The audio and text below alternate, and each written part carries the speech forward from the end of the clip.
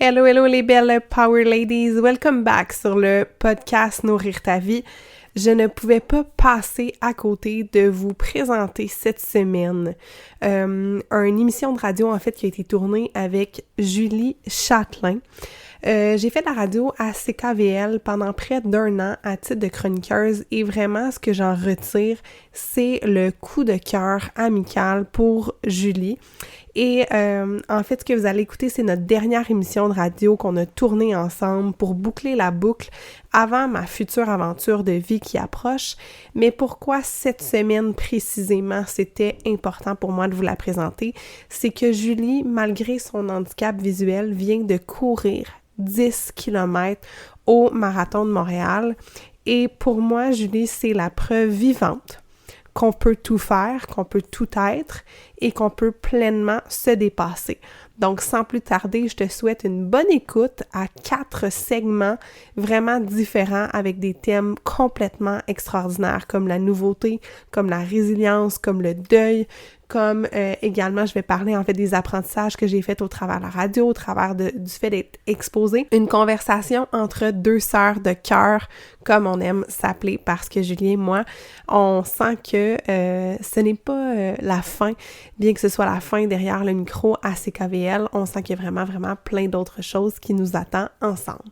Donc, je te souhaite une merveilleuse écoute et n'hésite surtout pas à aller donner du love à Julie. Tous ces liens vont se retrouver en commentaire, dans les notes d'épisode, dans les notes aussi si tu nous écoutes sur YouTube. Et s'il te plaît, fais-nous un beau partage en story et viens nous nommer ta pépite d'or que tu emmagasines à l'intérieur de toi grâce à cet épisode tout spécial de podcast. Je t'embrasse, à très bientôt.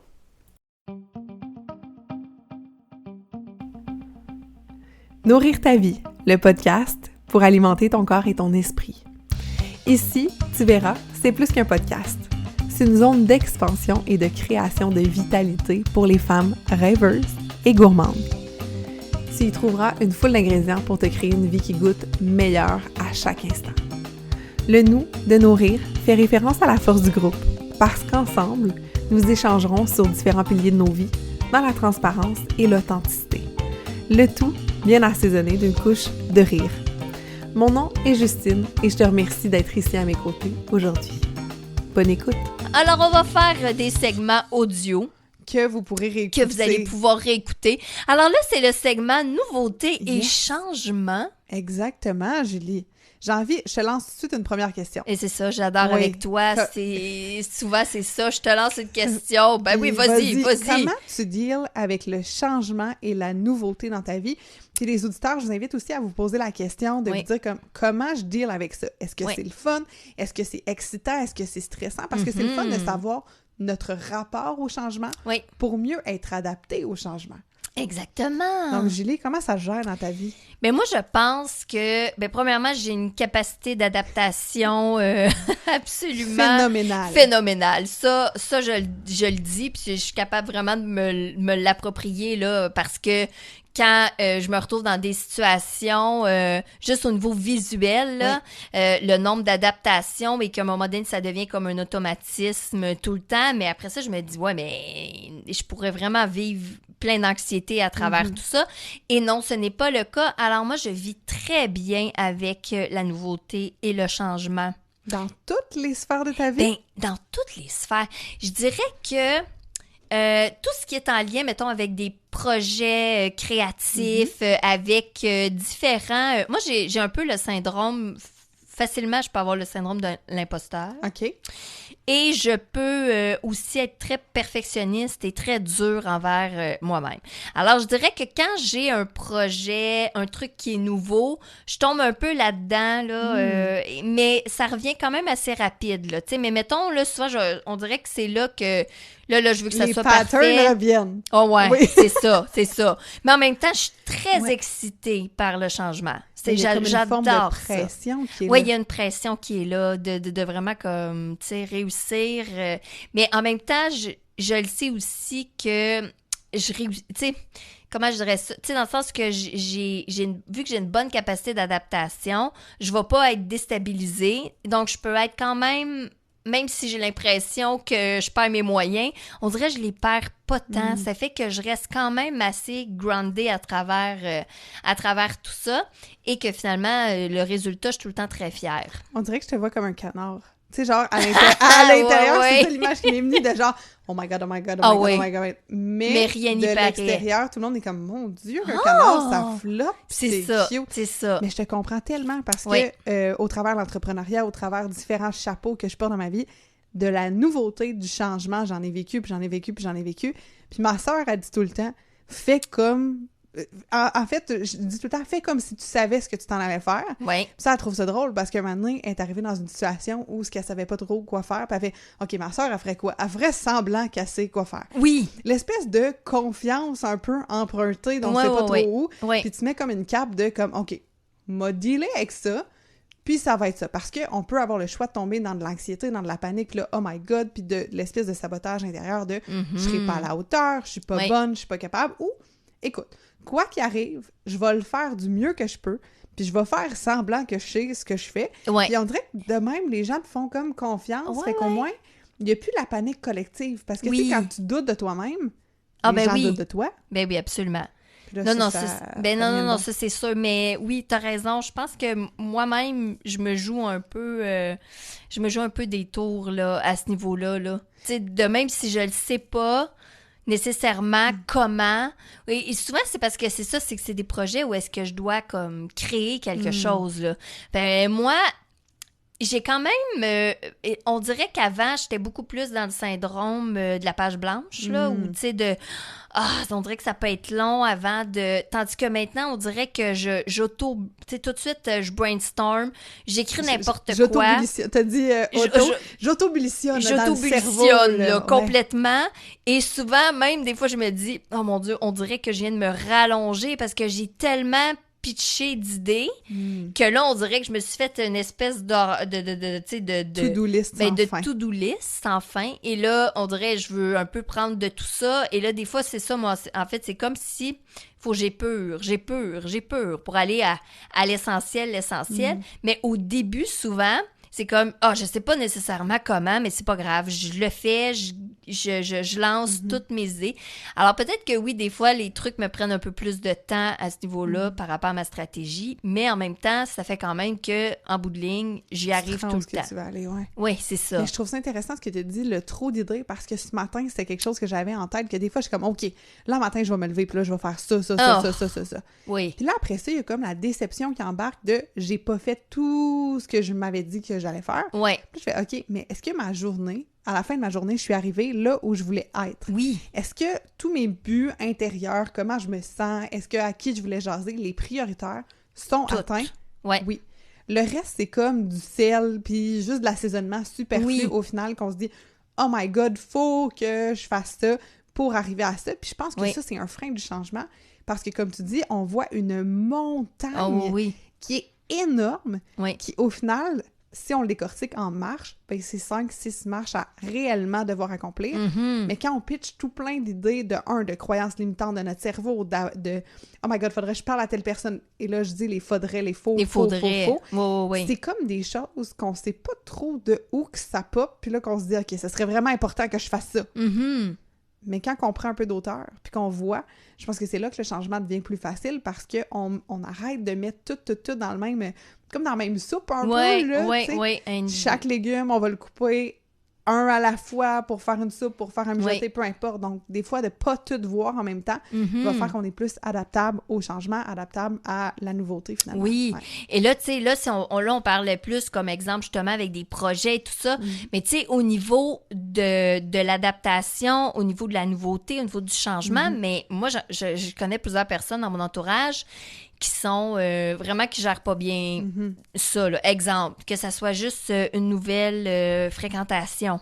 Là, tout d'un coup, ça vient bousculer tout l'horaire, le temps, comment qu'on veut planifier nos trucs dans notre journée. Et là, tout d'un coup, là, j'ai une fréquentation. Et j'ai même des amis que ça a cassé, là, tu sais, dans le sens que même au niveau de la fréquentation, c'était même pas possible parce que là, tout d'un coup, ça vient trop bousculer mon horaire, de mon petit... Ouais, c'est ça. Wow. Donc, là, des fois, il y a une situation comme ça, ou un nouvel emploi, ou juste au niveau, mettons, de la santé, la maladie, peu importe. Tu sais, des fois, c'est des trucs où est-ce que tu n'as pas le choix de t'adapter. Tout d'un coup, je sais pas, tu t'es blessé, et là, finalement, tu dois t'adapter à cette nouvelle condition-là physique. Il y a ça aussi, tu sais, des fois, c'est pas nécessairement associé à quelque chose d'excitant. Tu sais, comme exemple, on parle de nouveaux projets, l'entrepreneuriat, C'est comme effervescent, ça. C'est un peu effervescent. Ben oui, parce que c'est stimulant. Mais là, si on met à l'inverse, que là, tout d'un coup, tu tombes un peu plus, exemple, dans des limitations. Mm-hmm. Comme une maladie, comme quelque chose. Exact. Là, c'est pas excitant, là. Mm-hmm. Là, c'est de dire, ben là, je dois m'adapter au fait que j'ai maintenant cette condition-là. Ben là, comment tu gères ça, toi? Comment? Écoute, je trouve ça fascinant que tu amènes ça parce que il y a plein de changements qu'on va vivre dans notre vie, il y a plein de nouveautés, puis effectivement, il y en a qui vont être excitantes, comme il y en a d'autres qui vont être des diagnostics, par exemple, d'anxiété, des diagnostics, je pense juste à des allergies, tu sais, comment que ça vient fucker tout ce que tu manges dans ton alimentation, puis tu l'as vécu d'avoir des intolérances, etc. Oui, mais quelqu'un qui apprend qu'il est cœliaque le même matin, là. Mais je pense que ce qui arrive, c'est qu'on est tellement attaché à ce qui est actuellement qu'on pense qu'on doit amener avec nous le actuel plus amener les nouvelles conditions. Je pense que ça crée une surcharge dans le cerveau. Mettons Dieu, tellement. Je sais pas comment expliquer ça. On avait l'habitude d'aller manger une pizza tous les vendredis, mais là, on m'annonce que je suis intolérant au lactose et au gluten. Et oui. Là, je me dis, oh my God, je peux plus manger la pizza. Tu sais, cette habitude-là que tu avais pris.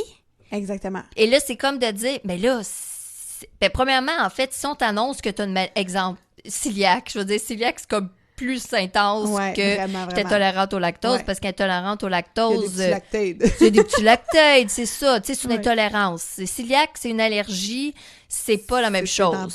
C'est dans la boîte. Mais là, ça veut dire que tout d'un coup, il y a comme une résistance de dire « Ah, mais non, mais là, si je vais plus manger ma pizza le vendredi, qu'est-ce que je vais faire? » C'est ça. Donc, on est très attaché au comment. Au comment. Au lieu d'être attaché au pourquoi. Fait que moi, ce que j'aime un peu bouger, c'est de me dire, OK, pourquoi je fais ça? Ben, le vendredi, je vais manger de la pizza avec Julie, avec Pietro, parce que j'aime ça, être avec mes amis. J'aime communiquer. OK, parfait. Comment je peux amener l'émotion, l'intention qui va être la même? C'est ça qu'on veut maintenir au final. C'est ça qui te nourrit. Donc, comment je peux amener mon intention derrière dans une nouvelle situation? Donc, un nouveau restaurant, on va manger à la maison, je vais amener mon lunch, etc., etc. Mais quand on associe trop de valeur à la situation, puis on est comme, OK, c'est ça, là, c'est ça qui me rend heureux, mais c'est pas ça. C'est toujours le what's in behind. Puis je pense que c'est ça qui a fait la différence entre les gens qui se sont super bien adaptés. On a eu un confinement, la gang, si jamais vous vous en souvenez pas, là. Oui, c'est ça! Ceux qui se sont super bien adaptés au confinement versus ceux qui ne se sont pas bien adaptés. Parce que si, par exemple, ce que j'allais retirer du fait d'aller faire mes ongles, c'était de connecter avec quelqu'un. C'est pas mes ongles réellement qui me faisaient de la peine de pas avoir ça. C'est la conversation que je vais avoir, par exemple, avec, je sais pas, Patricia qui me fait les ongles. Tout ça, c'était ça. Ben, j'aurais pu appeler Patricia puis la payer pour une thérapie, finalement, de jase avec. Exactement. Donc, c'est toujours ce qui est en arrière. Fait que j'amène tout le temps mes clientes en changement d'habitude d'avoir qu'est-ce qu'il y a en arrière. En arrière. De pourquoi on résiste. Qu'est-ce que t'aimais faire là-dedans? Pourquoi t'aimais telle affaire? Ah, c'était ça. Puis là, d'aller à la racine de ce qui nous fait du bien au lieu d'être accroché. La pizza, là, un vendredi, c'est la cerise sur le Sunday d'être ensemble. C'est ça, c'est ça. Mais je trouve ça super intéressant comment que t'amènes ça. Et là, on va s'en aller en chanson avec Céline Dion, Destin. Oui! Parce que là, ça va faire un lien avec le segment d'après. Par la suite. Mais je trouve ça vraiment super intéressant de se questionner sur plus le pourquoi que juste exactement l'habitude en tant que telle qu'on aime. Parce que dans le fond, si on on a une intolérance ou si on a quelque chose qui a changé, on le sait, là, on a le choix. Soit qu'on reste dans la résistance ou on s'adapte. C'est ça, exactement. Yes. Donc, on va écouter ça tout de suite, puis on se retrouve après pour le prochain segment. Yeah.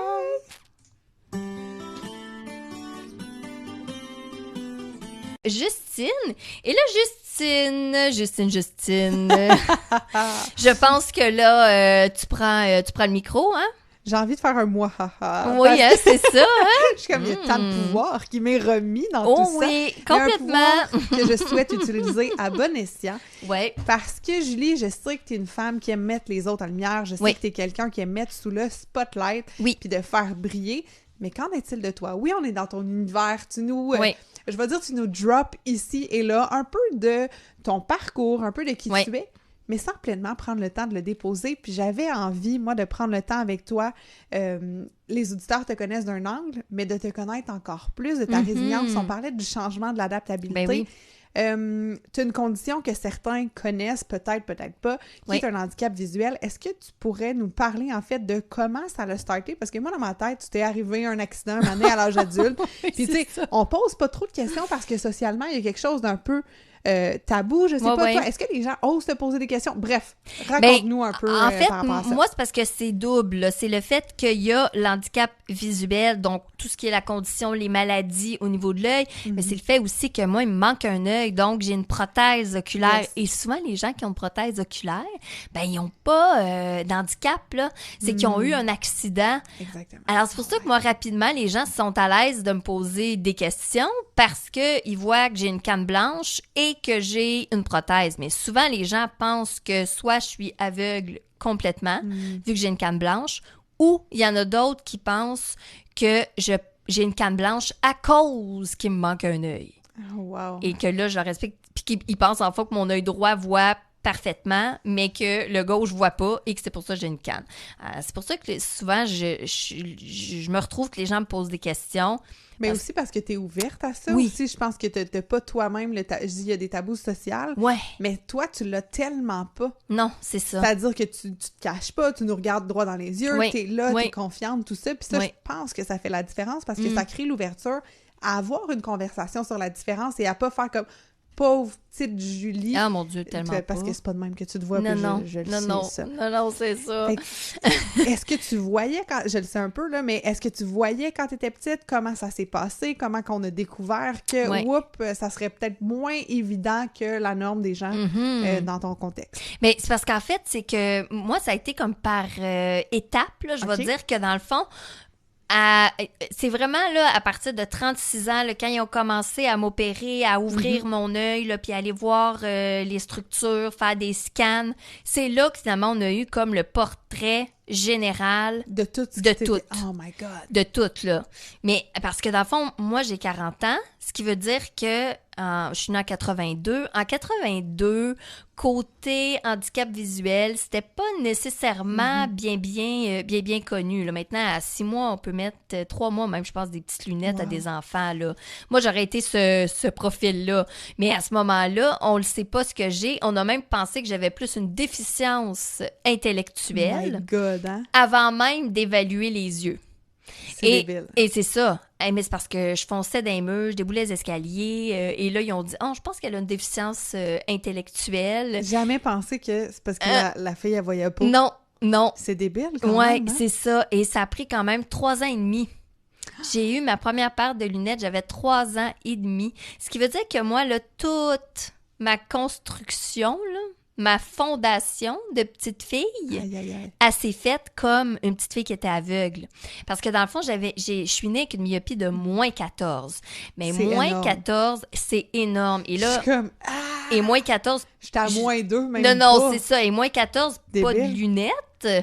Parce que je sais comment je vois. Et en fait, rendu là, quand tu as dépassé un certain step, là, moins 14, et que maintenant je suis à moins 35, je vais être bien honnête, en termes de myopie, il n'y a plus une grosse différence. Dans le sens que tu vois embrouillé à moins 14, ben à moins 35, tu vois encore embrouillé. Mais le embrouillé de plus embrouillé, c'est embrouillé. Tu sais, je veux dire...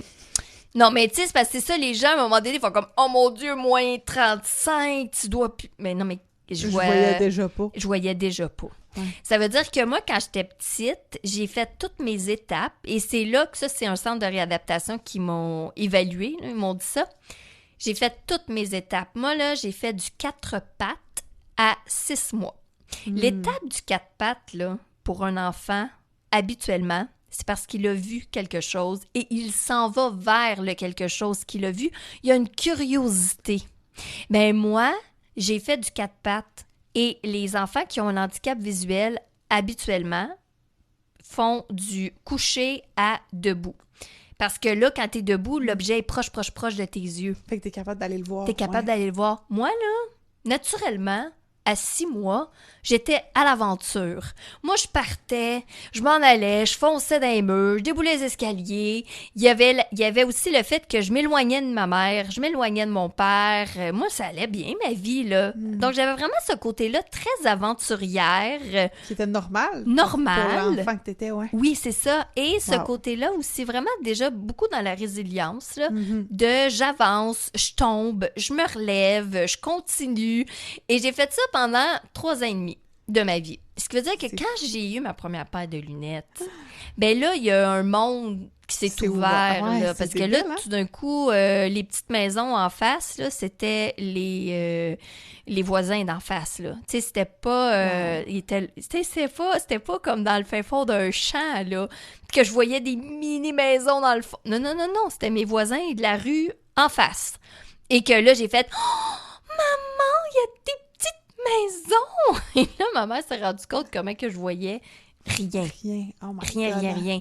Mais à partir de là, ça, c'est vraiment drôle parce que je l'ai travaillé vraiment au niveau en développement personnel et tout ça, de me rendre compte que moi, là, cette petite fille-là, là, elle existe, mais comme elle est vraiment dans ma... Tu sais, elle est dans tout ce que je fais. Parce que à 3 ans et demi, je me suis émerveillée Fois 1000.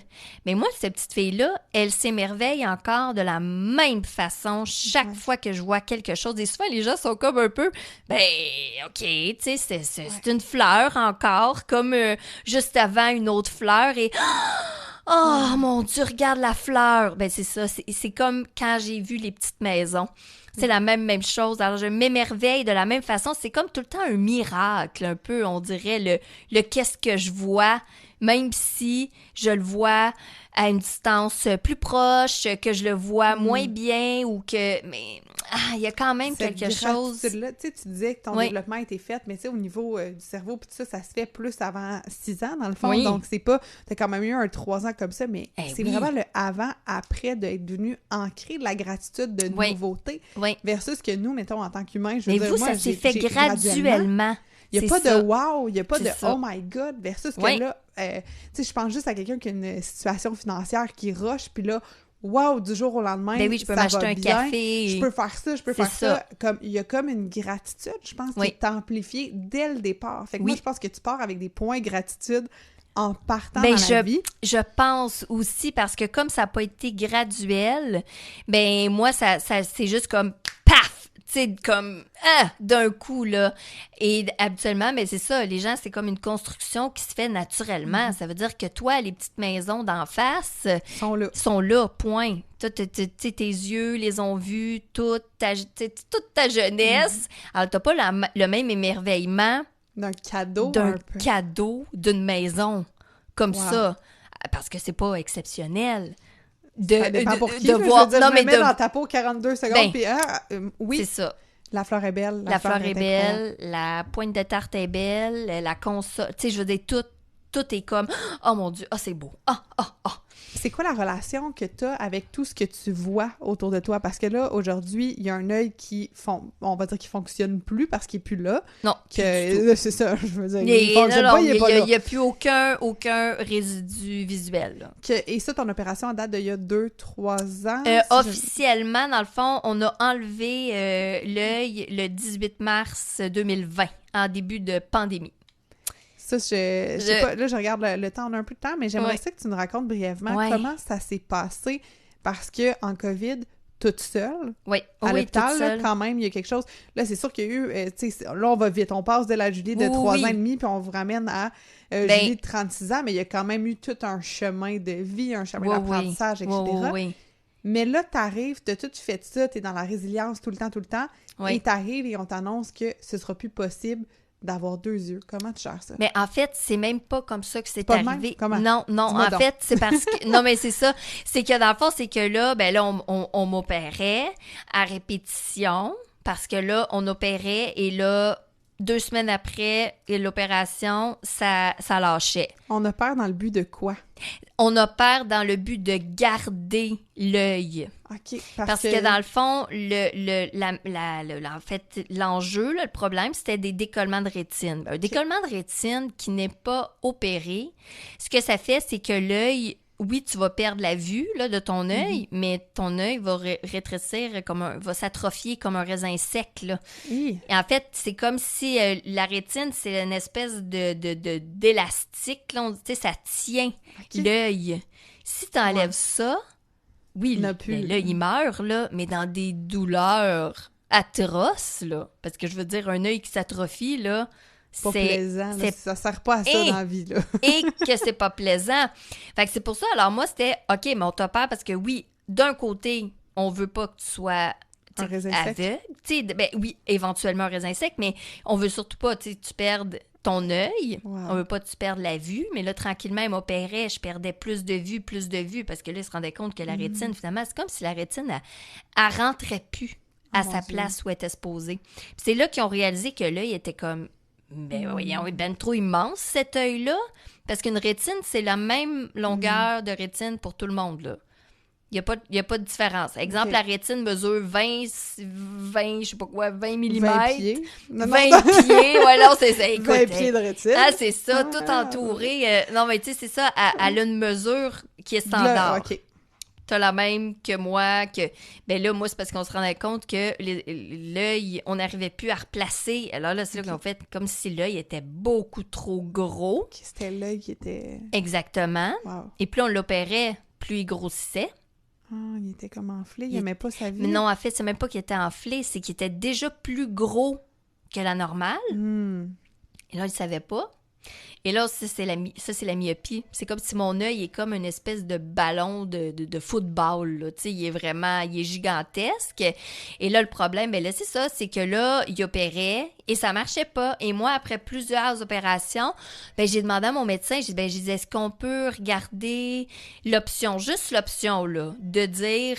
on pourrait peut-être enlever cet œil-là. C'est moi vraiment qui ai ouvert avec mon médecin. Moi, je trouve que ça prend beaucoup de courage. Oui, mais tu t'imagines, moi, j'étais rendue là. Tu sais, j'étais rendue sur le fait de dire, hey, je veux pas être aveugle, là. Je veux pas être aveugle. Tu sais, je faisais de l'anxiété, j'étais même plus capable de fermer mes yeux pour dormir tellement que ça me faisait peur penser ne plus voir. Et là, j'étais rendue à dire, est-ce que c'est possible de l'enlever? Qu'est-ce que tu penses qui fait la bascule intérieure d'avoir... Parce que pour moi, je vois une certaine sérénité un peu qui s'installe de comme...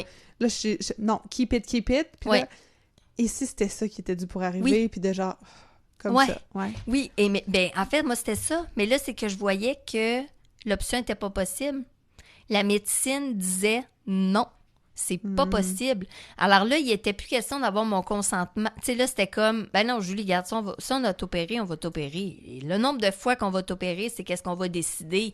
Et là, moi, je me retrouvais à dire, non, mais on peut-tu juste regarder l'option qui est possible sans dire que je veux me le faire enlever là. Mais ouvrir une porte de possibilité. On peut-tu ouvrir une porte? Non, la porte n'était pas ouverte. Alors là, j'ai dû me battre pour ça aussi. Imaginez, là, tu sais, quand c'est toi qui te bats pour toi-même, avec des médecins, différents médecins, et qu'à un moment donné, là, c'est l'assistante, je vais dire, de mon médecin, là, de un de mes médecins, qu'elle me voyait depuis que j'ai 30 ans, parce que j'étais suivie, tout ça, j'avais des traitements. C'est elle qui est venue me parler en secret dans le corridor. Elle dit, Julie, viens, et on a la même âge, tout ça, et elle dit, Julie, je vais juste te dire quelque chose. Elle m'a dit, à partir de maintenant, là, elle dit, il n'y a pas aucun médecin qui va te dire ça. J'avais 4 médecins qui me suivaient, là.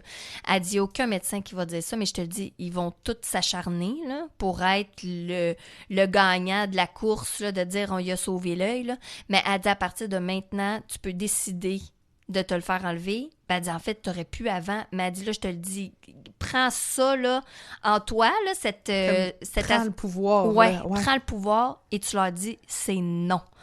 Elle dit, je te le dis, là, elle dit, puis il n'y a pas personne ici qui va, tu sais, au niveau du service, que tu as comme une réputation de tu lâches puis t'es pas une battante. Là, je te le dis tout de suite, là. Elle dit pas ça, là.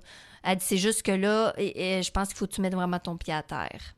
Parce que c'est comme l'acharnement. Puis l'acharnement. On dirait que ce qui m'a popé, c'est comme, c'est leur course à l'ego, à eux. À l'ego. De comme, moi, je vais réussir à la sauver.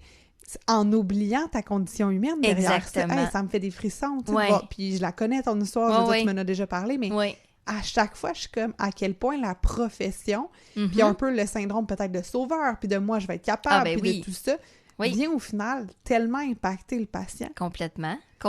Puis moi, c'était vraiment ça, je leur disais, là. C'était, non, mais là, ma santé mentale, là, ça va pas bien, là. Mais là, c'était comme, non, Julie, là, faut que tu sois une battante, faut que tu sois courageuse, puis j'ai besoin de toi. Puis je trouve ça drôle, la voix que tu prends, la voix homme. La voix homme. Courageuse. Faut que tu sois courageuse. Mais, hey, même avec une bine sur l'épaule, là, t'imagines, là, tu sais, c'était vraiment ça, là, c'était... Ah ouais, là, la vieille mentalité de bats-toi. Ouais, bats-toi, c'est ça. Wow. Et moi, j'étais, OK, oui, c'est correct, je vais me battre, là. Tu sais, j'abandonne pas, je vais jamais abandonner. Mais, pour moi, de dire, enlevez-moi-le, cet œil-là, on regarde les options, ce n'est pas abandonner. Au contraire. C'est une petite preuve de courage. Oui, là, non, c'est ça. Et c'est pour ça aussi que, parce que là, eux autres, ils avaient peur, ils se disaient, oh mon Dieu, mais là, mettons qu'elle se fait enlever l'œil, là, puis que là, 1 an plus tard, elle regrette. J'ai dit, je ne vais jamais regretter. Parce que je sais, et moi, c'était rendu, je parlais à mon œil. Mon œil était comme une entité. Même le monde autour de moi, là, parlait à mon œil comme si c'était une entité, comme s'il existait.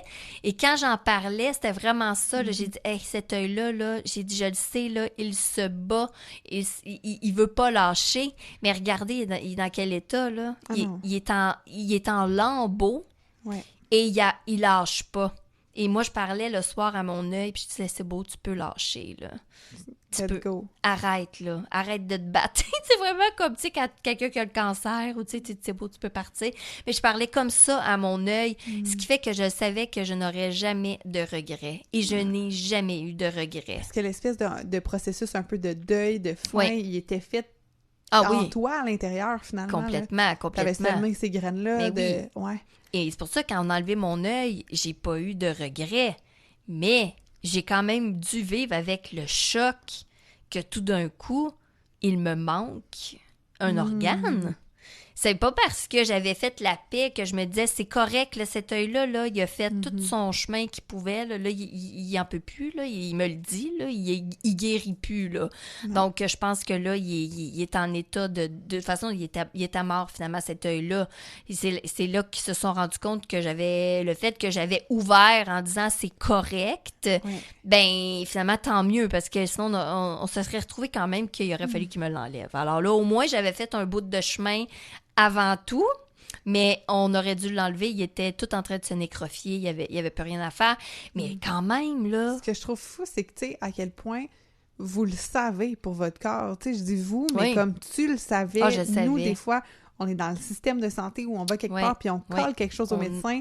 Puis non, moi, j'ai raison. Moi, j'ai les études. Je savais. Mais battez-vous pour vous. C'est ça que j'entends. En fait, tu sais, bats-toi, Julie, mais bats-toi pas dans leur voix à eux, mais dans ce que ton corps te colle, là, c'était fort. Oh non, mon corps, il me parlait et même le monde n'en revenait pas à quel point j'étais connectée. Je te dis, dans cette période-là, moi, je suis allée quand même à l'hôpital, tu sais, je me suis fait opérer souvent, mais entre ça, j'allais aussi à l'hôpital souvent. Et la période, juste avant qu'on enlève mon œil, là, ça, c'est un 2 mois à peu près, là, tu sais, du 1er janvier 2020. Moi, j'étais à l'urgence, là. 1er janvier jusqu'au 13 mars, parce que c'est le 13 mars qu'on m'a dit, oui, on va t'opérer le 18. Bien, j'étais à l'hôpital en moyenne, là, 2 fois par semaine. C'est fou. Parce qu'à chaque fois... Mettons, le médecin me disait, OK, on fait ça, ça va guérir, tout ça. Puis là, OK, je partais chez nous, et là, il y avait quelque chose en moi qui disait, non, ça marche pas. Et chaque fois j'y allais, il me disait, ben voyons donc, c'est incroyable comment tu es connecté sur la moindre petite sensation dans ton œil, là. Tu sais, j'étais comme devenue, là, une... observatrice. Ah, mon Dieu! J'ai comme la pleine conscience. La pleine conscience complète. J'étais capable de dire, oui, j'ai mal, mais là, j'ai mal différemment. J'ai mal à cet endroit-là au lieu de celle-là, ça pousse là, ça tire là. Puis c'est comme si même la façon que je nommais la sensation, c'était tout le temps précis, c'était la bonne affaire. Parce que eux, ils ont une différence entre ça pousse, ça tire, ça gratte, ça chauffe, c'est pas la même chose, là.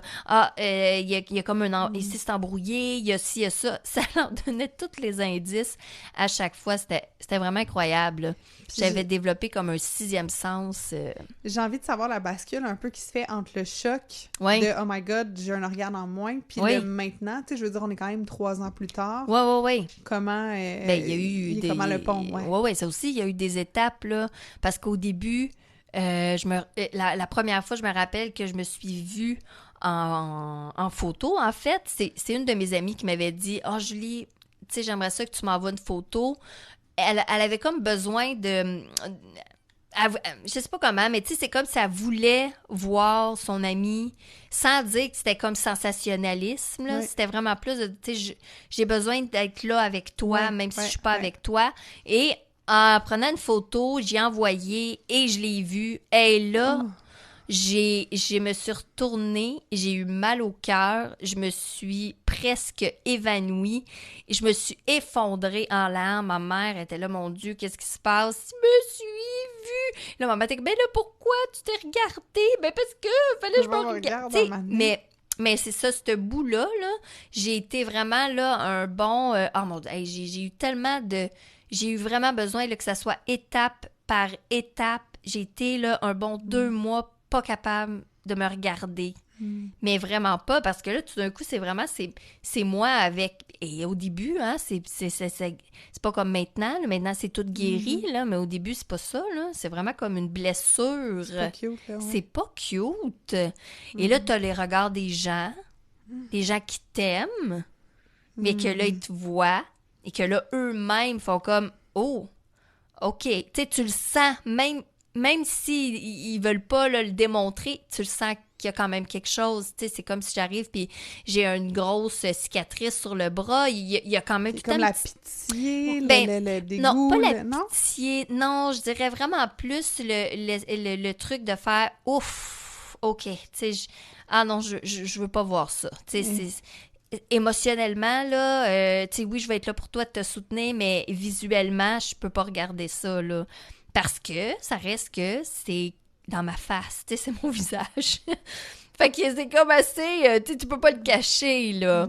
Et il y avait vraiment des gens qui étaient très sensibles, là. Ils pouvaient pas, c'est comme si d'associer ce que ça a de l'air, c'est comme s'ils ressentaient la douleur de l'intérieur. C'est un peu l'espèce de phénomène de compassion, de se dire « Oh my God, moi, si ça m'arrivait, comment je le gérais? » Oui, et alors moi, j'ai été là-dedans un bon... je dirais, là... tu sais, parce que c'est allé par étapes, là, mais vraiment, là, de commencer à être pleinement bien et de faire « C'est correct, moi, maintenant, je veux apprendre à me trouver belle avec un œil en moins. » Ben là, je pense qu'on a un bon... presque un an, parce que j'ai quand même eu 2 autres opérations après ça, là, d'acharnement, là.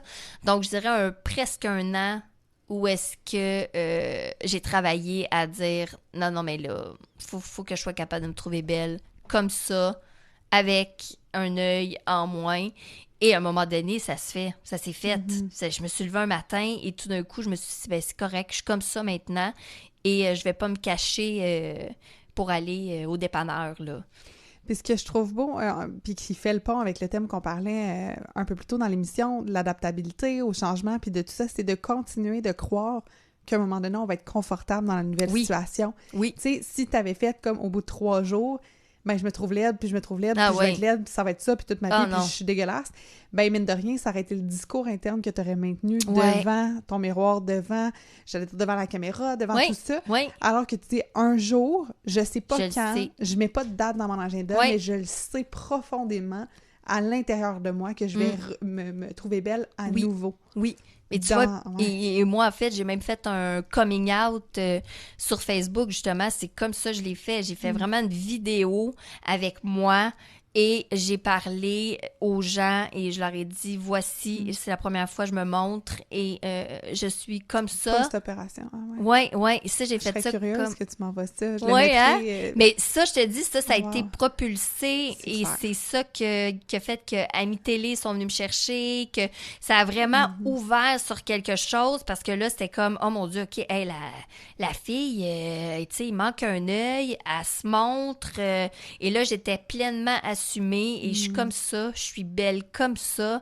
Et ça a fait boule de neige. Et ça t'a mené jusqu'ici. Jusqu'ici, oui, c'est ça, exactement. C'est fou. Ah non, je trouve ça... Merci d'avoir partagé vraiment... un brin de ça, puis j'espère qu'on pourra... En fait, moi, j'ai un rêve, là, ça serait que Julie, elle offre des conférences un jour. Mais ça, je le pitch comme ça. Mais ça, c'est déjà en gestation. Ça fait un bon 3 ans qu'on me demande. Il est temps que t'accouches, Oui, il est temps que j'accouche. On va te trouver une doule, là. C'est ça qu'on va faire. C'est ça. Puis là, on va s'en aller. Puis c'est drôle parce que cette chanson-là, Firework, c'est une chanson qui était dans ma liste de... Moi, j'avais une playlist des amis qui m'avaient envoyé pour mes opérations. Wow. Et celle-là en faisait partie. Et puis on l'a choisi, moi je l'ai choisi. Et c'est toi qui l'as choisi sans savoir qu'elle faisait partie de ma playlist de courage. Wow. Ouais. Fait qu'on s'en va écouter ça. Après, c'est les autopromos, le bulletin de Benoît. Et on continue, Justine et moi, à jaser. Yeah!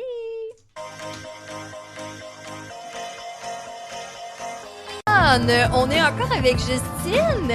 Moi, j'ai vraiment aimé ça, le segment juste avant, parce que, pour vrai, tu l'as vu, là, moi, je pars et il n'y en a pas de problème. Et en même temps, je sais que cette histoire-là, elle a vraiment quelque chose d'inspirant et je vais juste comme boucler sur un truc, mais parce que là, j'avais vu le temps et je me disais, oh non, pas le choix, il faut qu'on s'en aille en chanson. Fallait aller écouter Katy Perry, c'est là, ça, exactement.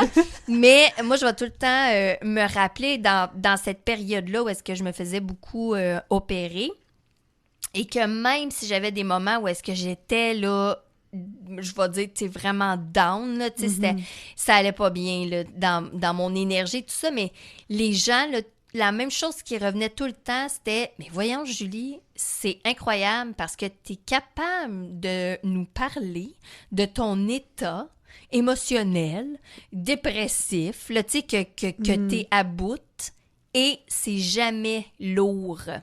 C'est comme si c'était rempli de lumière. D'espoir. Et d'espoir, mais il y avait vraiment comme ce truc-là de dire « C'est à aucun moment tu nous tires vers le bas. » Et parce que moi, c'était un peu ça ma peur que j'avais, d'être lourde. Ou le monde m'a dit, non, t'as pas ça.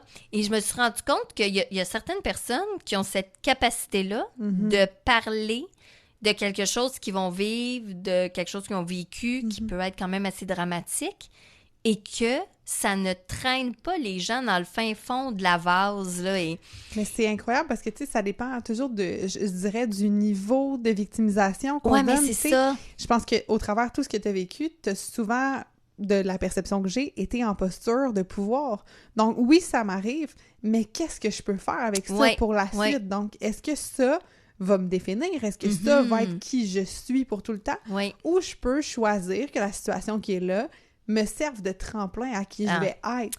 Je pense que c'est ça que tu portes en toi depuis tout le temps, finalement, parce que tu sais, tes 3 ans et demi de vie où est-ce que tu vois rien pour qu'un moment donné, oh my God, je vois tout. Je pense que ça, dans ta tête, ça a fait un apprendissage qui est incroyable, qui te sert pour tout le temps. Ah, je peux être dans la noirceur, dans le brouillard, pendant un temps. Peu importe le temps, mais je sais que la lumière, que la visibilité, que le beau s'en vient. Fait que je pense que ça, c'est comme dans tes racines de quitter. Oui, profondément, c'est ça.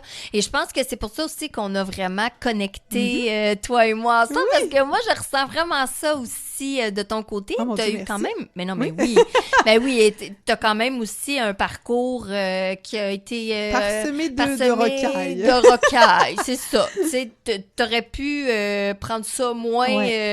parce que t'as eu des moments, toi aussi, où est-ce que t'as lâché, là, comme on pourrait dire. Là. Tu dis, j'abdique et c'est fini, là. Je ne me relèverai plus jamais. À 100%. Et souvent, c'est à ce moment-là qu'il y a quelque chose qui se passe, puis il y a un rebond et après ça, on se met à se rendre compte qu'il y a quelque chose de plus fort en nous. Qui est plus fort que nous même. Que même quand on pense qu'on a plus de ressources, qu'on se dit, ben voilà, c'est fini, je suis vide, il y a quand même quelque chose qui se passe, on dirait que c'est comme un peu à l'infini. Et je trouve que c'est ça, on est des sœurs à ce niveau-là, toi et moi, là. Beau, ça. Ouais, vraiment. Et c'est pour ça que là, je trouvais ça super intéressant de montrer après 1 an, quand même, et ça va montrer aussi, et ça là-dessus aussi, on se rejoint beaucoup, là, cette espèce de on a comme ouvert, tu sais, les opportunités sont ouvertes. Je dirais la tête du papillon un peu. Complètement. Et c'est comme si t'es pas de genre à mettre des barrières, de dire « Oh non, ça c'est pas possible ». Au contraire, t'es plus dans « J'ouvre ». Et où je vais être demain, je le sais pas trop.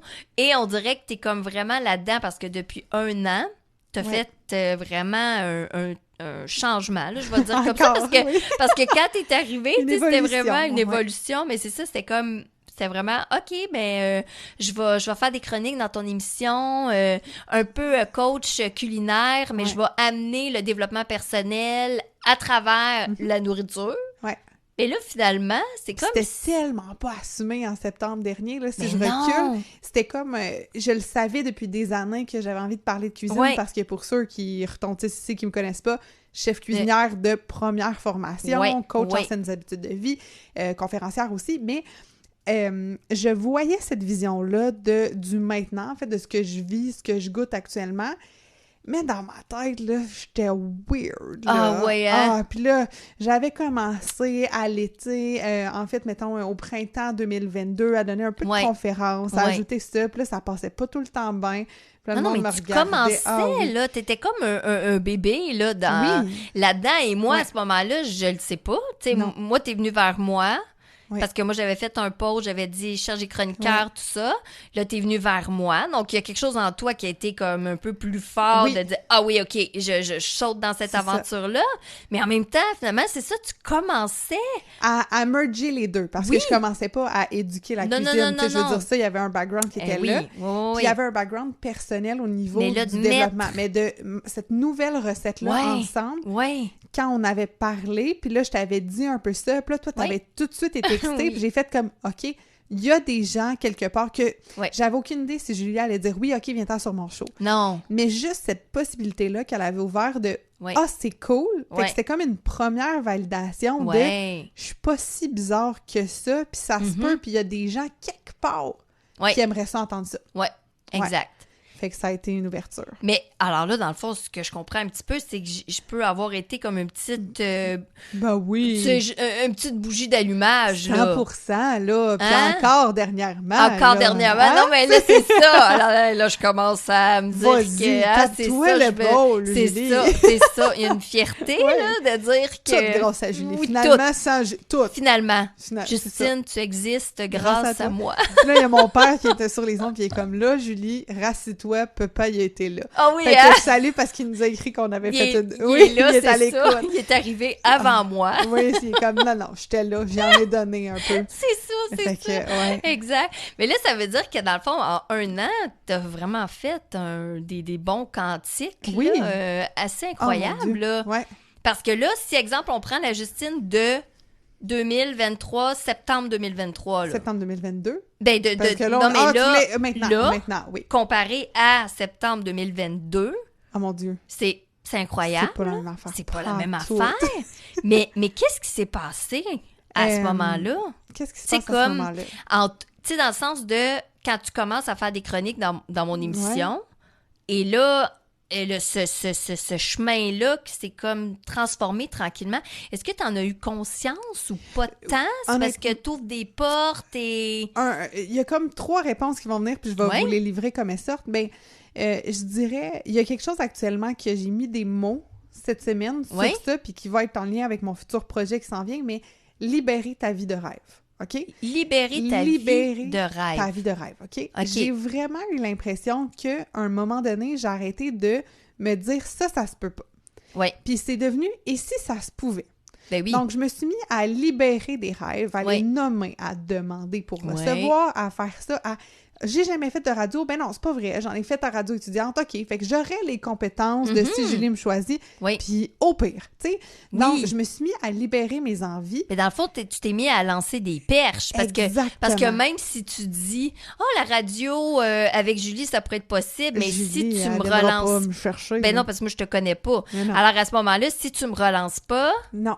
Il n'y a rien qui se passe. Alors là, oui, c'est beau, tu ouvres des portes, mais tu fais des actions. Oui, puis c'est tout le temps ça que je dis. C'est la décision, c'est d'y croire, mais qui est accompagnée aussi avec des actions cohérentes. Oui.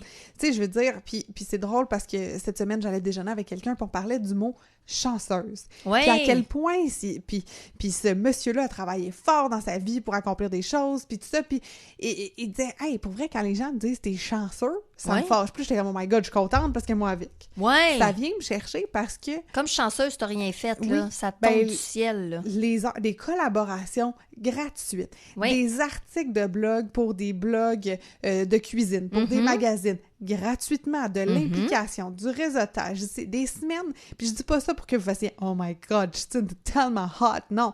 Mais j'ai fait des semaines de 70 heures des fois, puis pas dans un acharnement de me fatiguer, puis l'épuisement, puis je veux pas envoyer un message d'acharnement professionnel, OK? Non. Mais toujours dans « Ah, mais ça me plaît, ça m'énergise, je suis en train de construire ma vie, donc, et pourquoi pas? » Comme il y a d'autres semaines que je vais travailler 10 heures. Ben okay? oui. Donc, ça fait partie de mon équilibre intérieur. Oui. Par contre, de tout le temps marcher puis de me dire, OK, ça peut goûter quoi? Puis de venir à la radio, pour moi, c'était un rêve dans ma vie de faire de la radio.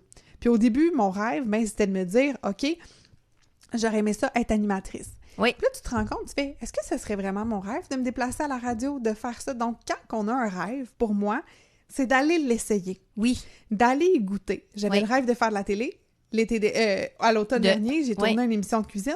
Oui. J'ai constaté que c'était pas comme ça que je voulais l'exploiter, mon rêve. C'est ça. Puis ça voulait pas dire que c'était mauvais. Donc, d'aller goûter à ça. J'ai eu le goût de parler dans un micro ici et j'ai vu que le message, comme je l'amenais, était bien reçu parce que moi, je le publiais une fois par mois avec ma communauté. Ça m'a permis d'un peu échantillonner le contenu, l'espèce de soif de réunir ces deux affaires-là dans mon univers. Et que là, tu t'es ramassée finalement à écrire. Ça veut dire qu'avant de faire la radio, c'était une fois par mois, le contact que tu créais? Non, je faisais full de contenu déjà. C'est ça. C'est juste que de faire plus de place au contenu de croissance personnelle, de merger tout le petit côté psycho un peu. Oui. Il avait déjà commencé au printemps à prendre plus de place, OK, mais ça a vraiment été à l'audio de le rendre de moi, là. Ouais. À l'écrit, pour moi, c'est comme facile. Ah oui, c'est facile. Parce que t'écris.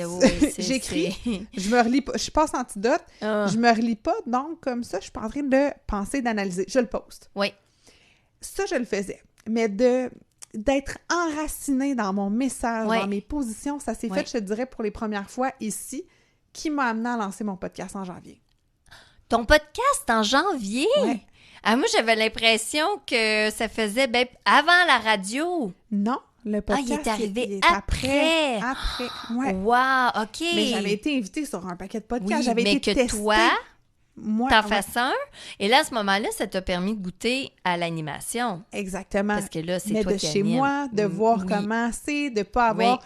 Tu sais, je trouve ça formidable. On met des publicités, etc., etc. C'est un contexte de radio, mais dans mon contexte, dans mon chez-moi, ça a été quelque chose de carrément différent. Ben oui. Mais au travers, ça, tu parlais de saut quantique, il y en a eu énormément au travers le podcast. Je dis que le podcast a été une thérapie, en fait. Ah oui, hein?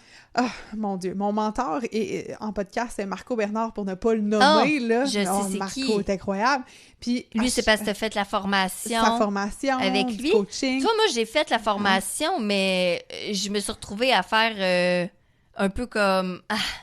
comment je vais... Tu sais, tu comprends? Tu sais, comme si j'étais allée chercher les outils, puis après ça, j'ai fait... Comment? Ben, c'est bien beau, mais après ça, comment que je fais avec ça? On en jasera. Parce que c'est beaucoup plus simple que ce qu'on pense, mais on arrête des fois à du micro-détail. Mais c'est tout au niveau de la technique. C'est tellement pas ça. Ça, c'est ce que je pensais. Ah oui. Ben, c'était des blocages beaucoup plus internes de savoir est-ce que je vais être capable de maintenir un show sur, justement, toutes les semaines, de monter quelque chose, de faire ma promo, de tout ça.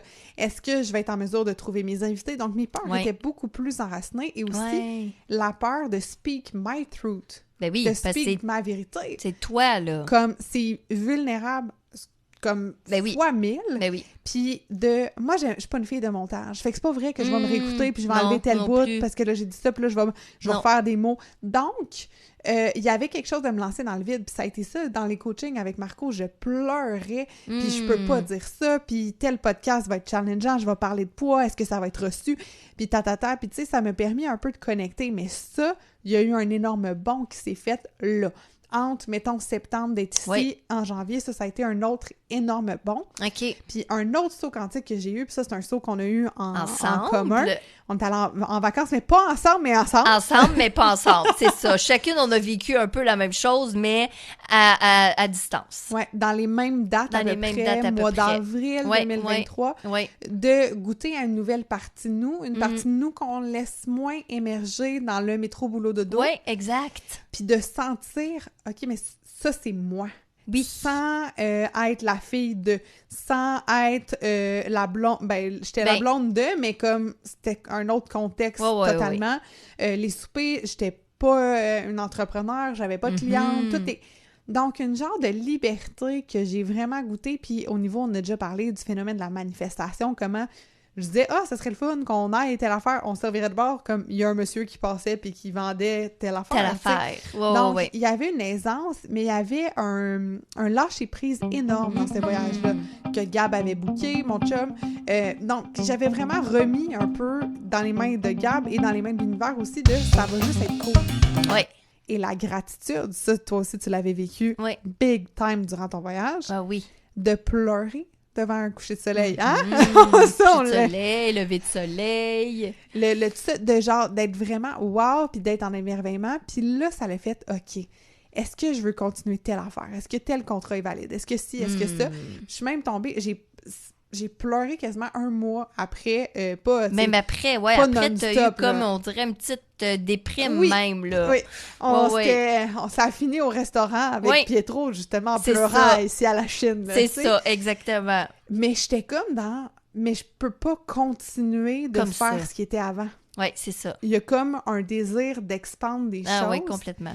Puis je me suis mis à faire des moves vraiment de confiance à partir de avril, de investir de l'argent dans des choses que j'avais pas du tout. Tu sais, il me restait, mettons, 1 000 sa carte de crédit, puis j'ai acheté un kiosque à 1 000$. À 1 000$. Comme... C'est ça. Vas-tu manger? Dans un événement, là. Oui, pour un événement qui avait lieu 4 mois après. Ça, c'était l'éveil. Le salon de l'éveil. Le salon de l'éveil, c'est ça. Sachant pas du tout. Ça, c'était à Laval, hein? Oui, c'était à Laval. Mais des fois, on en fait un à Boucherville aussi. Ah oui, OK, c'est ça. Cela à Laval, je suis souvent allée. Là. Oui, c'était exceptionnel. Ben oui, parce qu'en plus, tu as fait une conférence. C'est ça. Mais la vie a comme entendu ces signes-là parce que j'ai dit, OK, là, je fais ce move-là parce que tu me le calls. Oui. Mais comme... donne-moi des résultats, là. Ah, ben là, c'est ça. Puis je suis venue, pour vrai, puis mon chum, il a ri de ça quand j'ai dit ça cette semaine. Je dis, j'ai menacé l'univers. Il dit, mon Dieu, t'as pas peur? Ouais. J'ai dit, là, c'est une couple d'années, là. Tu me fais écrire sur la santé mentale. Tu me fais parler de mes affaires. Ouais. Tu me fais me mettre tout nu devant le monde, parce que pour moi... vulnérabilité. C'est pire que... Je ferais quasiment plus un OnlyFans. Non, papa, c'est pas vrai, je ferais pas ça. Non, mais je comprends, là, le tout nu, là. OnlyFans que de parler des fois d'affaires, puis t'es comme, ça. Puis finalement, je dis, c'est ça à l'univers, je dis, là, tu me dis tout ça, puis tu me calls ça, puis tu m'envoies du gaz interne, tu sais, comme de l'espèce de motivation, détermination, espoir, peu importe le nom que vous avez envie d'y donner. Oui. Là, faut que tu m'aides. Ah oui. Faut que tu me donnes des résultats, faut que tu me montres que t'es là, parce que là, les finances de l'entreprise étaient comme, oups, là, qu'est-ce qui se passe? Aide-moi. Oui. Comme, je fais tout ce que tu me calls de faire, les actions, je suis constante sur les médias sociaux, je fais tout ce qui est du domaine rationnel. Donne-moi là, quelque chose à mettre sous la dent. Oui. Montre-moi, crée-moi un miracle qu'il n'y aura pas rapport. Mm-hmm. Il y a eu plein de rencontres qui, pour moi, étaient des miracles, des mentors, des gens, de collaborations, etc. Mais le plus gros miracle que j'ai reçu, je te dirais, Julie, c'est vraiment justement avec le Salon de l'éveil. Oui. J'envoie pour ma conférence, puis je suis pas prise. Oui. And that's okay. Oui. Je fais OK, ben c'était pas cette année que je vais être sur le panel avec mais t'avais quand même le kiosque. Oui, j'avais mon kiosque, puis je vais rencontrer des gens. C'est ça. Ben là, dernière minute, Cathy Tropiano, qui organise ça, elle me dit « Justine, on t'a fait une place, puis tout ça, mais j'étais pas censée avoir de place. Fait que jumelé, là, il y a comme quelqu'un, je pense, qui s'est cancellé ou quoi que ce soit. Oui. Là, t'as ton spot. Puis là, je suis là. Ouais. OK, univers, tu m'as entendu, parfait, je vais continuer. Ben oui. Donc, je l'ai écoutée, là, elle était fabuleuse, ta conférence. Mais tu sais, eux, dans le fond, ils t'ont dit, OK, t'as 30 minutes, puis tu y vas, mais ils t'ont dit ça combien de temps d'avance? Je l'ai su un genre de 7-8 jours d'avance. Ah oui, OK, c'est ça. Mais est-ce que c'est parce que tu avais déjà comme prévu quelque chose, tu t'es dit d'un coup que peut-être que... Je savais ma ligne directrice un peu, si jamais. Parce que quand tu envoyais ta candidature, il fallait t'écrire des points. OK. Fait que moi, j'ai envoyé ça en avril. Puis c'est pour ça que j'avais payé le kiosque d'une shot. Parce que tu pouvais pas soumettre ta candidature si le kiosque était payé en multi-paiement. Ah, pour vrai? Ouais, ben c'est parfait parce qu'elle veut quelqu'un qui est engagé. Ben oui. Pas quelqu'un qui va faire « Ah non, finalement, il manque le dernier 200$. » Ouais. Fait que j'avais fait « OK, trouve la place, vire de l'argent ça marche, je fais ça de même. » Puis là, vas-y, puis bam. Bam. Mais depuis ça, les contrats se sont mis à rentrer. Il y a eu beaucoup une effervescence. Ma communauté sur les médias sociaux a grandi. Ma confiance en moi a grandi. Oui, c'est sûr. Le nombre de personnes que tu as rencontrées là-bas, là... C'est fou. Oui. Fait qu'il y a comme... Et ta conférence, il n'y avait pas 3 personnes qui étaient là. Tu sais, j'ai pas calculé combien il y en avait, 35-40 mais à peu près, là, c'est ça. Là, tu sais, la salle était pleine. Presque, ouais. Ben, du point de vue que tu avais, du point de vue que j'avais, il y avait du monde, là. Oui, non, c'est ça. Puis ici, j'avais une certaine peur parce que je savais que ma famille allait venir. Puis j'étais comme, j'ai juste mes 9 personnes. Non, mais justement, c'est ça. Tu sais, tu dis, il y a juste ma famille qui est là. C'est comme, salut papa, salut maman. C'est ça. Puis au final, c'est ça. Puis c'est fou. J'avais vu un de mes mentors que j'étais comme, OK, un moment donné, je vais faire une conférence. Puis je vais inviter Jacques à venir, tu sais. Jacques Hébert. OK. Qui m'a formé il y a une couple d'années quand je faisais du marketing de réseau. Puis finalement, j'ai jamais invité Jacques. Jacques a vu passer sur les réseaux sociaux que j'allais donner une conférence et Jacques vient me voir à son kiosque puis il fait « Hey, je vais être là dans la salle. » Puis je suis comme « Ah, mais je l'avais commandé à l'univers, mais je te l'ai pas demandé. » Ah, OK, non, c'est le fun, mais qu'est-ce qui se passe? Puis là, donc, comme tout un bon stress, finalement. Ben oui. Mais ouais, fait que c'est ça qui s'est passé. C'est vraiment, j'aurais le mot assumer, libérer des rêves, puis se dire oui. Vers, OK, c'est quoi next? Puis de pas justement avoir peur, puis de, OK, ça devrait rester comme ça. Ben ça, là-dessus, je suis pareil comme toi, là, tout le temps, on en parlait juste avant d'entrer en ondes, mais c'est ça, d'avoir tout le temps cette ouverture-là. Et moi, je sais pas, parce que, tu sais, toi, ça n'a pas un lien avec un handicap visuel, là, mais tu sais, moi, je sais que très clairement, c'est depuis ce temps-là où est-ce que là, il y a comme quelque chose en moi qui est comme plus fort, là, tu sais, de dire, ben oui, en ce moment, c'est ça qui se passe dans ma vie, mais demain, je le sais pas, après-demain, je le sais pas, parce que je l'ai vécu tellement en peu de temps que finalement, ma vie, moi, elle a fait un 360, là, tu sais, tout d'un coup, wow, OK, tu t'en vas vers une cécité. Alors, c'est comme de dire, ben OK, parfait, mais là, maintenant, ça va être quoi, mon futur? Ben, je sais pas. Alors là, rendu là, ben, je suis juste comme ouverte. Et évidemment, comme tu dis, je lance des perches aussi. 100%. Tout le temps, là. Tout le temps. Mais c'est ça qui fait aussi que ça amène, je trouve, encore plus tu sais, tout le temps, le sentiment de dire que tu es tout le temps encore plus à ta juste place. Ah ouais. C'est tout le temps plus, que d'être dans une place que tu prévoyais il y a 3 ans parce que c'était bon d'être là, puis de Exact. De parler de ton handicap, tu vois, si je peux te dire un déclic, c'est vraiment ma fête de 25 ans, fait qu'il y a 2 ans. Je m'en vais sur 27 à la fin du mois. Oui. Puis où est-ce que je suis triste, je broille ma vie, Julie, là, puis dans ma tête, j'ai raté ma vie, là, parce que, j'avais pas de maison, j'avais pas de chien, j'avais pas d'enfant, fait que j'étais une perte totale de la société. Oui. Puis, dans le fond, il y a comme un déclic qui se fait au niveau de ma santé mentale où est-ce que je suis pas capable d'avoir de rendez-vous avec des médecins pour renouveler mes pilules. Je fais, sais-tu, je vais juste comme commencer à m'abandonner, puis je vais commencer à voir qu'est-ce qui est possible pour moi, puis à partir de ce moment-là, il y a eu un gros déclic de OK, je vais arrêter de dépendre du système de santé, puis je vais voir. Fait que ça a été un peu... Un déclic. Ouais, on va pouvoir en reparler après les autopromos. Et là, on s'en va écouter Lara Fabian, Saisir le jour. C'est fou, c'est vraiment un lien. Sur le pont qu'on fait. C'est ça. Alors, nous, on va saisir le jour. Et après les autopromos, eh bien, on continue de jaser. Nous, Justine et moi. Et là, je me rappelle plus qu'est-ce qu'on jase. On jase, en fait, de fin de cycle. Fin de cycle, c'est ça, les deuils qu'on fait dans notre vie. Ah oui, c'est ça. Donc, ça fait un lien. Tout est dans tout. C'est ça. On écoute ça tout de suite.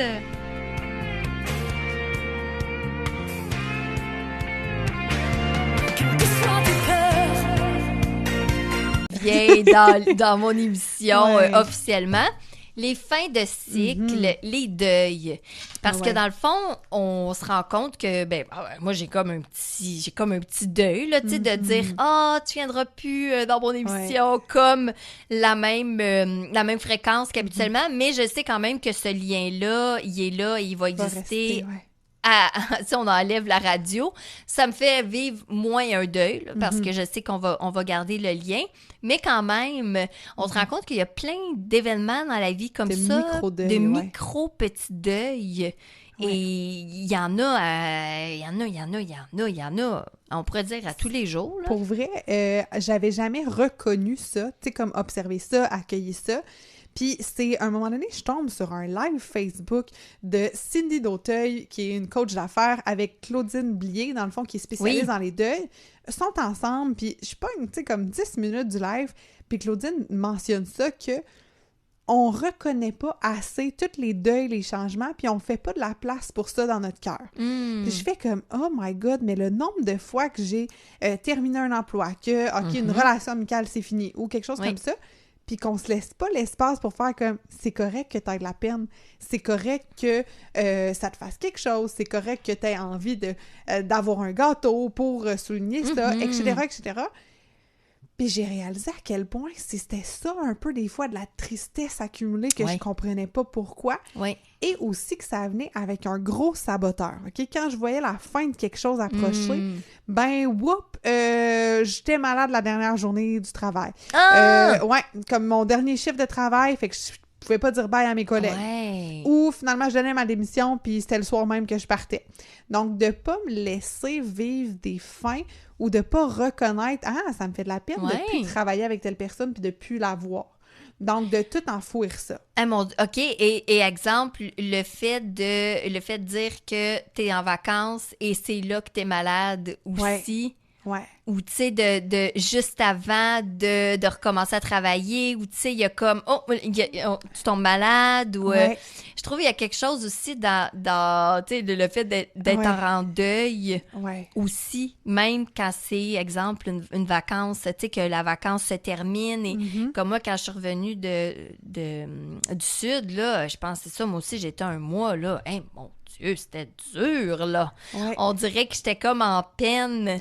de ce que tu as vécu. De ce que j'ai vécu. Mais on se permet pas, tu sais, on fait, OK, on vit la semaine, mettons, de vacances, go, go, go, go, go, go, go, go, go, c'est le fun, moment présent, puis là, whoop, on se reprécipite dans notre travail. C'est ça. Mais comme le dimanche comme la soir, où la transition? Est-ce qu'on peut se mettre une journée de congé de plus? Est-ce qu'on peut reconnaître, se laisser l'espace pour pleurer? Parce que oui, on a vécu un beau moment.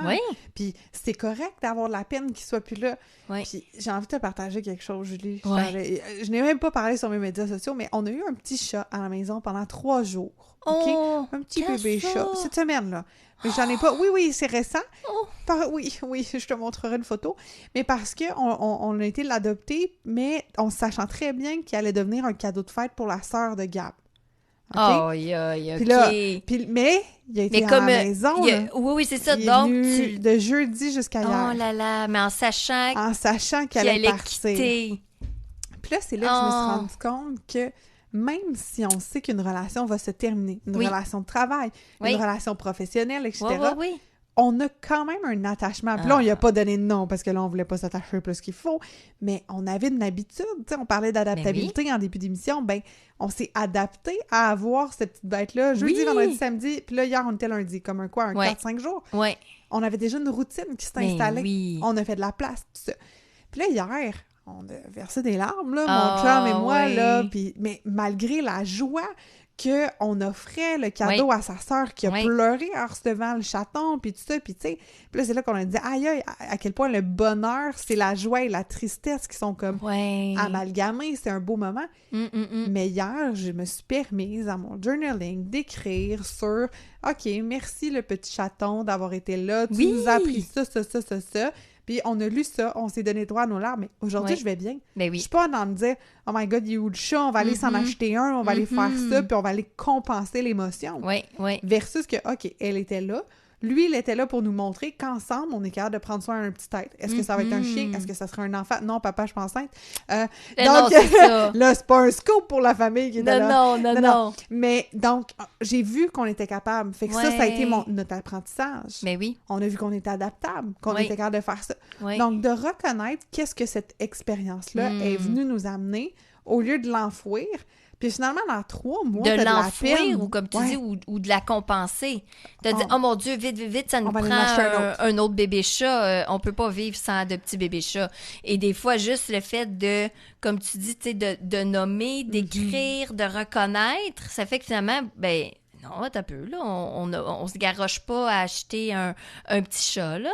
On est juste en train de... Là. Oui, c'est ça. Même si tu as le nouveau, ben tu l'aimeras peut-être pas autant parce que tu vas penser au premier un peu comme des rebounds amoureux. Oui. Puis tu sais, on parlait de ton œil, en fait, de vivre sans un organe un peu plus tôt. Ben tu sais, je pense que le délai que tu t'es laissé pour te trouver belle à nouveau, même si ça l'a pris 1 an, aujourd'hui, il est enraciné. Ah oui, vraiment. C'est pas une fausse conviction. Non. Et c'est ça que je me suis rendu compte que c'est pas quelque chose qui est quand même habituel, parce que le fait de s'autoriser ça, là, ce moment-là, et de dire non, attends un peu, là, moi je me mets pas une prothèse par dépit, là, et que ça me prend un faux œil, là, et qu'on cache le truc, là. Et non, pour moi, c'était pas ça mon chemin. Mais je me suis rendu compte que même quand j'étais devant mon premier oculariste, et qu'il m'a dit, parce que là, il me disait, mais pourquoi tu te mets pas une prothèse? Puis là, j'ai dit, je veux être en mesure de me trouver belle comme ça, comme je suis, parce que je suis comme ça maintenant. Je n'ai plus 2 yeux. Parce que tu l'enlèves-tu le soir? C'est une drôle de question, là. Mais non, mais ça demeure dans ton... Oui, ça demeure, mais des fois, je vais l'enlever parce que je dois le nettoyer, tout ça, là, ça va m'arriver, là, comme j'ai eu comme un petit rhume, là, en tout cas, donc à ce moment-là, on dirait que je dois plus l'enlever souvent, mais oui, je l'enlève. Fait que tu te vois quand même ça. Mais c'est ça! Alors là, c'est pour ça, moi, à ce moment-là, c'était comme super important, mais là, c'est lui qui m'a dit... Non, mais dis, pourquoi t'acceptes pas de passer à autre chose, là, et juste te mettre une prothèse? Et là, j'ai fait, pardon, de passer... Tu sais, comme si le fait d'avoir une prothèse... Tu sais, en fait, que le fait que j'ai pas de prothèse, c'est que j'accepte pas de passer à autre chose. Et que je me victimise, et que j'ai pitié, et tout ça. Et là, je me dis, non, j'ai dit, c'est tout le contraire, là.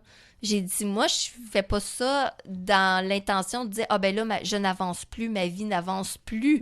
Le temps que, finalement, je puisse avoir une prothèse. Non. Pour vrai, moi, à ce moment-ci dans ma vie, je suis en train de me dire que peut-être que j'aurai jamais de prothèse. Et c'est correct. Je vais être une femme à un œil. Mais là, je voyais que ça dérangeait. Ah, c'est fou. Mais je pense que ça dérange parce que lui, de un, tu sais, c'est sûr qu'il y a tout le côté business, là. On l'enlèvera pas. Le côté marketing de qu'est-ce qu'il vient de vendre, puis tout ça. C'est ça. Mais outre ça, tu sais, je sais pas si cette personne-là a ses 2 yeux.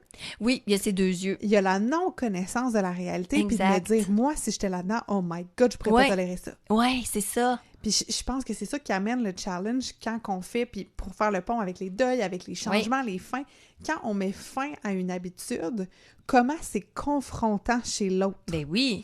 Récemment, puis mon chum puis moi, on aime ça, là, mettre fin à des affaires, puis comme passer à d'autres choses, puis tout ça. Puis on les deux là-dedans. Mais on réalise que dans notre entourage, quand on se laisse le temps, ou quand, comme t'as fait, de t'accepter, puis ça, c'est ça que moi, j'accepte. C'est ça qui est requis pour moi. Lui, il reçoit comme une insulte à... Toi, t'es pas une bonne personne qui va pas assez vite vers là où tu devrais aller. Oui, c'est ça, exactement. Donc le jugement... t'évolues pas, tu stagnes, tu te prends, tu sais, comme, tu sais ça. Pour une autre. Pour une autre. Tu joues à la victime, là. Oh mon Dieu, pauvre petite moi. Et, alors que finalement, tu te dis, non, mais toi, t'as cette vision-là de moi, mais moi, je sais que profondément dans mes cellules, c'est pas ça, là. Au contraire. Tu vois, par rapport à l'alcool, où est-ce qu'on a arrêté ça? On a certaines habitudes alimentaires, ou encore dernièrement, le maquillage que je te parlais avant qu'on rentre en onde. Je demande à Julie, je dis, tu te maquilles-tu, toi, dans la vie? Ben oui. Puis là, Julie, elle est comme, ben non, jamais. Genre, mon Dieu, puis t'as une belle peau. Mais de me mettre du rouge à lèvres des fois, ou du gloss. C'est ça. Et j'ai choisi en début août de cesser de me maquiller, puis je me suis dit, au début, c'était pour 3 semaines. OK. c'était ça. Ben souvent, je fais ça. T'essayais. Mais pour changer une habitude, en fait, c'est tout le temps ce que je dis à ma tête.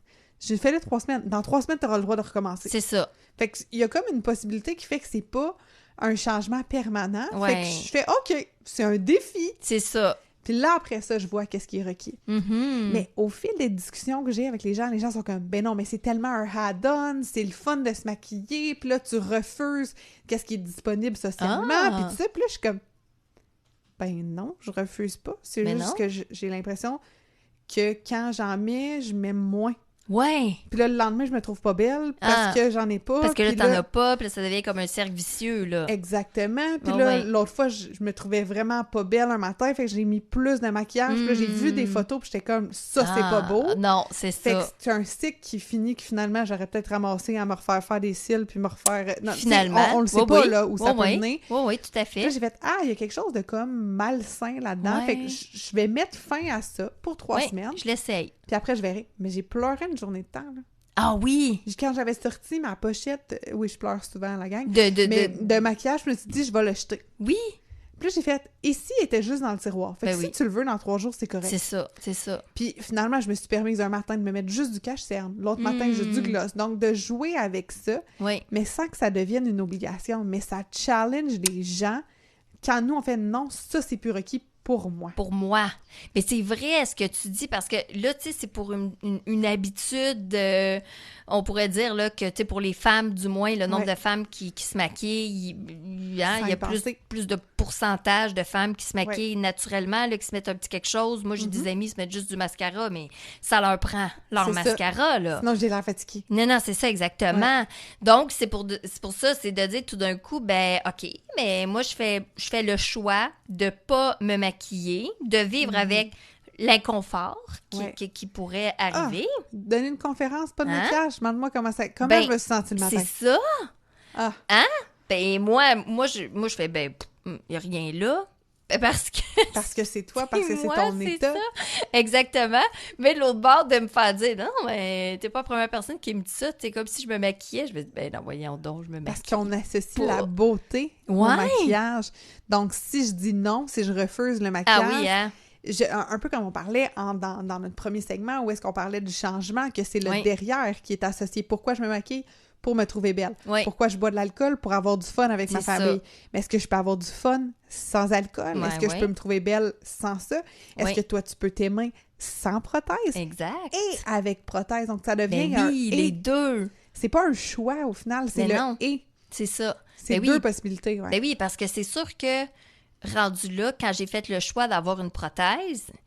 Ben, c'est parce que pour moi, ça a été encore plus un oh mon Dieu, wow, hey, j'aime ça, là, tu sais, me voir avec 2 yeux. Mais en même temps, c'est un œil que j'ai choisi. C'est une couleur que j'ai choisie. Tu sais, pour moi, c'est un cadeau. Mais il n'y a pas le sentiment de « Oh mon Dieu, c'est épouvantable si je ne l'ai pas. » T'en as-tu les deux? T'as les deux? Tu peux choisir quelle couleur d'œil t'as le Oh mon Dieu! Oui. Parce que pour ceux qui la voient pas, elle en a un qui est vert, un peu un beau vert brillant, émeraude quasiment. Oui, émeraude, oui. Puis il y a un autre qui a un noisette avec comme du jaune, gold. Ouais, c'est ça. Qui est super beau, fait que ça fait un look comme... look, là. C'est ça. Et moi, c'est ça que je voulais. Je voulais pas que ça soit un œil brun comme le mien, que ça se fond dedans, parce que c'est tout le parcours aussi qu'il y a en arrière de ça. Un parcours de deuil, et c'est drôle parce que, tu sais, tant que tu vis pas une situation comme ça, tu te rends pas compte, mais, tu sais, pour vrai, le mot deuil, il y a œil dedans, là. Tu sais, mais vraiment, là, c'est pour ça. Fait que, tu sais, pour moi, il y avait vraiment quelque chose de, tu sais, à chaque fois, je disais le mot deuil, tu sais. Wow. Ouais, c'est ça, là. Donc, c'était vraiment très, tu sais, c'était vraiment collé, on dirait, à ce que t'étais en train de vivre. À ce que j'étais en train de vivre, c'est ça. Mais que je peux pas me décoller de ça. Tu sais, moi, le mot deuil, tout de suite, œil, c'est là. C'est là dans ce que t'as vécu, c'est ça. Et c'est quelque chose qui va être là. Tu sais, ce n'est pas un deuil qui est bouclé non plus, c'est ça aussi, là. C'est d'apprendre à vivre avec le deuil non bouclé, là, non réglé, là, qui revient, là. Ben oui, c'est c'est comme constant, là, c'est cyclique. C'est qu'une journée, tu penses que ça va, et là, l'autre journée, tu te rends compte que, là, il y a cette adaptation-là qui est un petit peu plus difficile finalement à digérer, là, tu sais. Et là, là, tu te rends compte que mais OK, mais parce qu'il y en a un autre après qui va arriver, et ainsi de suite.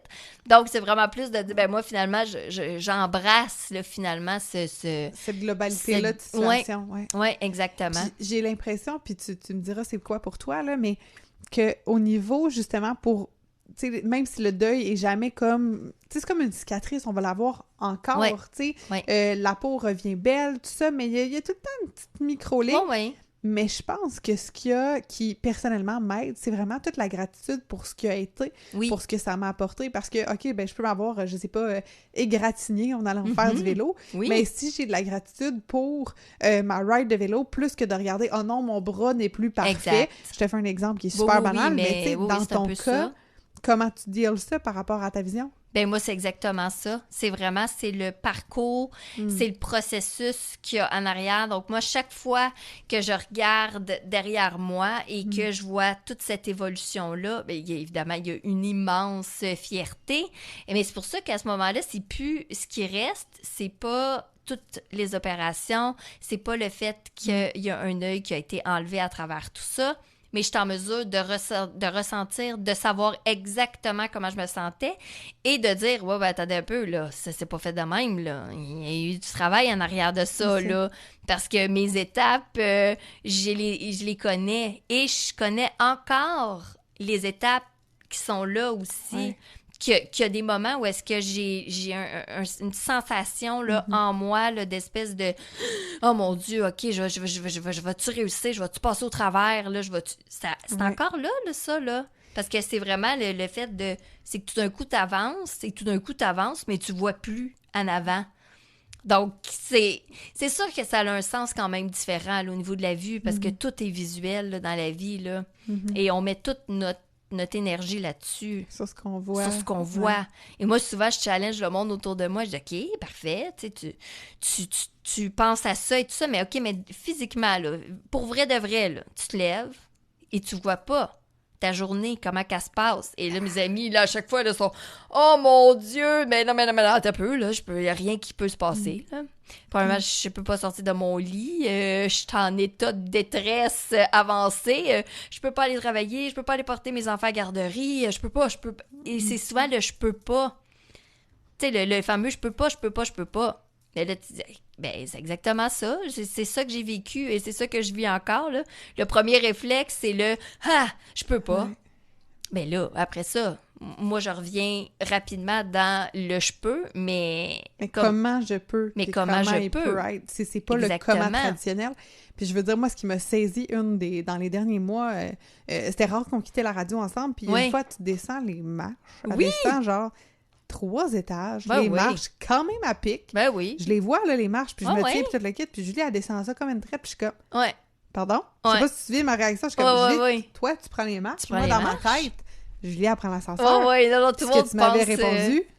Tu te souviens-tu qu'est-ce que tu m'avais répondu? Non, qu'est-ce que j'avais dit? Tu m'avais dit, mais moi, je vais pas attendre que l'ascenseur marche pas avant d'être capable de prendre les marches. Je vais prendre les marches tout le temps. Je vais savoir c'est quoi ces marches-là. C'est ça. Fait que si un jour l'ascenseur marche pas, je suis pas mal prise. C'est ça, exactement. Donc, de toujours aller vers ta solution qui est, entre guillemets, plus difficile que de te dire que tu peux pas. Oui, exact. Puis là, de devenir victime de ta situation. Oui. Ah, mais c'est vrai, c'est exactement ça. Et souvent, vu que, tu sais, je prends le transport adapté et tout ça, quand je dis au chauffeur, j'ai dit, non, c'est beau, je débarque ici, je m'en vais faire des commissions. Ils sont tous comme, tu fais des commissions à pied? Des commissions à pied. Parce que pour moi, c'est vraiment important d'avoir cette autonomie-là à travers le processus de deuil, tu sais, de dire, là, je l'ai fait comme ça. Peut-être que avec un moment donné, cette vision-là qui va être encore plus, tu sais, que ça va avoir dégradé encore plus, ça va être autre chose. Mais rendu là, j'aurai un chien, tu sais, mais moi, j'ouvre toutes mes... Les valves de qu'est-ce qui est possible. Toutes. Puis j'ai envie, tu sais, on approche de la fin de l'émission, ça, mais j'ai envie d'avoir un avant-après. puis on pourra le faire chacune de notre côté aussi, ça peut être super intéressant. Savoir l'état d'esprit, mettons, en 3-4 mots de Julie pré-opération. Oui. Puis comment tu te sens maintenant? Post. Deuil, post, justement, résilience, tout ça. C'est quoi qui ressort vraiment? Pré-opération, en fait, je dirais que j'étais victime de la situation. J'étais victime de mon handicap. Je vais le dire comme ça, sans que dans mon quotidien, ça paraisse. Mais... Dans ton inner self. C'était quand même ça. Parce que dès que je me présentais devant quelqu'un, surtout avec les gars, c'était souvent un peu comme... Ah, je m'excuse, mais moi j'ai un handicap. Tu sais, genre, je suis moins. Ah, mon Dieu, ouais. Ouais, mais tu sais, sans que ça soit dit de même. Non, mais dans l'attitude. Mais c'était ça pareil, dans l'attitude. Ce qui veut dire que moi, je compensais tout le temps, là. Je devais pas dire que j'avais un handicap, ça devait pas paraître, c'était pas correct, finalement. Post-opératoire, c'est complètement le contraire. C'est comme, voici, je suis Julie, je suis comme ça, c'est à prendre ou à laisser. Tu sais, pour moi, c'est vraiment ça. C'est voici, c'est de même. T'embarques-tu? T'embarques, parfait. Tu sais, moi, ça me va. Mais si t'embarques pas, si tu te retrouves que tu fais ben, c'est correct, c'est trop pour toi, cette situation-là. Moi, je vais pas me diminuer, je vais pas me changer, je suis comme ça. Donc, c'est là qu'il y a eu vraiment quelque chose qui a changé pour moi. Mais vraiment au niveau, beaucoup plus au niveau du travail et au niveau des gars.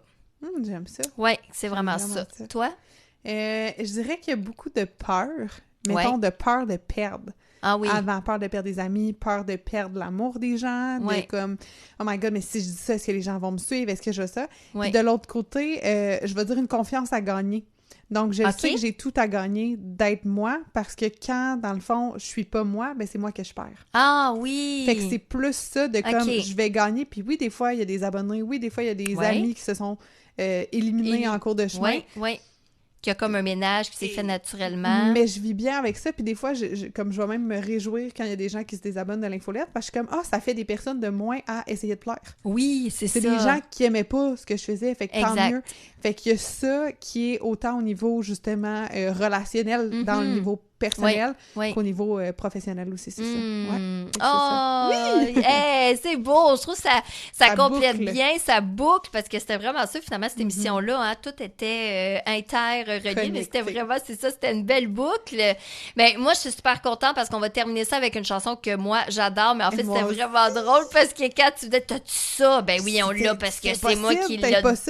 C'est moi qui l'ai demandé dans le système, parce que c'est une chanson qui me ramène dans un espace de force, de courage, de puissance. Je l'écoute presque tous les jours depuis 2 semaines. Incroyable. Turn up the volume, là, puis let's go, écoutez ça, vibrez, fermez vos yeux, un beau petit 5 minutes. Vraiment. C'est Cynthia Erivo, c'est ça, stand-up. Et ben nous, Justine, on va se revoir dans un café, bien évidemment, un lunch. C'est certain. On garde le lien, mais vraiment merci, je suis super contente d'avoir fait cette émission-là avec toi. Merci.